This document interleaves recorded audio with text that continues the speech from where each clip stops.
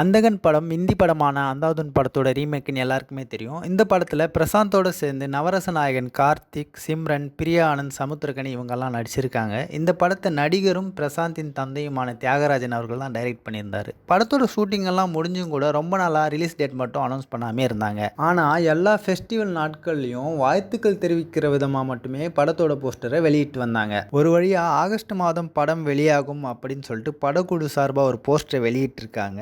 அந்தகன் ரொம்ப வருஷம் பொறுத்து பிரசாந்த் சோலோ ஹீரோவாக நடிக்கிற படங்கிறதால அவர் ஃபேன்ஸ் மத்தியில் ரொம்ப எதிர்பார்ப்பை ஏற்படுத்தியிருக்கு. அது மட்டும் இல்லாமல் தளபதி விஜயோட கோட் படத்தில் பிரசாந்த் அவர்கள் ஒரு முக்கியமான ரோலில் நடிச்சிருக்கிறதா சொல்கிறாங்க.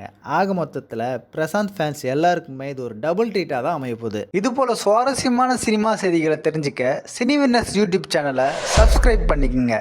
சினிமாவில் நீங்களும் சாதிக்கணும்னு நினைக்கிறீங்களா? சினிவின்னர்ஸ் மொபைல் ஆப்பில் ரிஜிஸ்டர் பண்ணிக்கோங்க.